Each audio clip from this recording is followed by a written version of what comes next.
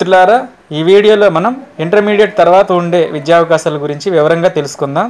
వీడియోను చివరి వరకు చూడడానికి ప్రయత్నించండి, అప్పుడే విషయం మొత్తం మనకు తెలుస్తుంది. వీడియో కనుక మీకు నచ్చినట్లయితే దయచేసి లైక్ చేయండి. ముందుగా ఇంజనీరింగ్ గురించి తెలుసుకుందాం.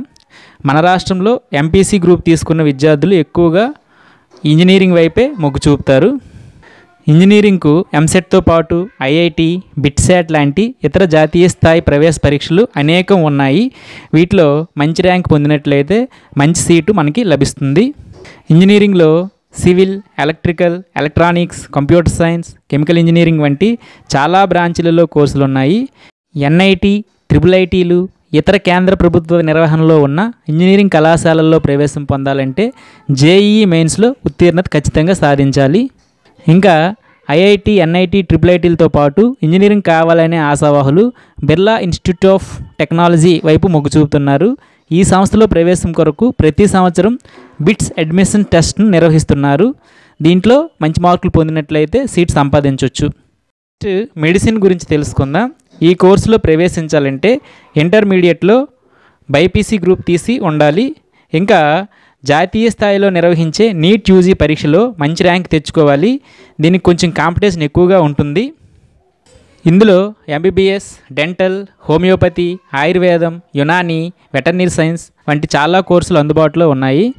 తర్వాత డిప్లొమా ఇన్ ఎడ్యుకేషన్ డైట్ గురించి తెలుసుకుందాం.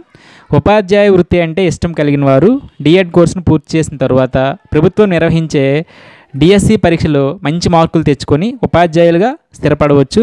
దీనికంటే ముందు టెట్ పరీక్షను కూడా రాయాల్సి ఉంటుంది.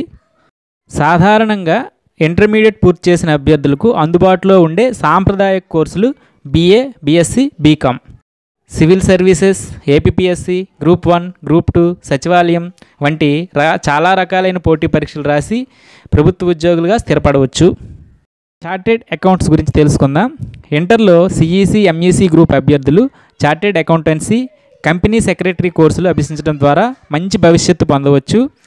ఆసక్తి గల బైపీసీ, ఎంపీసీ గ్రూప్ విద్యార్థులు కూడా ఈ కోర్సులను ఎంచుకోవచ్చు. ఇటీవల కాలంలో ఇంటర్తో పాటే సిఏ, ఐసిఐఏ ఓరియంటేషన్తో తరగతులు నిర్వహిస్తున్నారు. ఇంట్రెస్ట్ ఉన్న వాళ్ళు ఈ కోర్సులో కూడా జాయిన్ అవ్వచ్చు. వీటితో పాటు nursing, pharmacy, hotel management, paramedical కోర్సులు ఇంకా చాలా రకాలైన కోర్సులు మనకి ఇంటర్మీడియట్ తర్వాత అందుబాటులో ఉన్నాయి.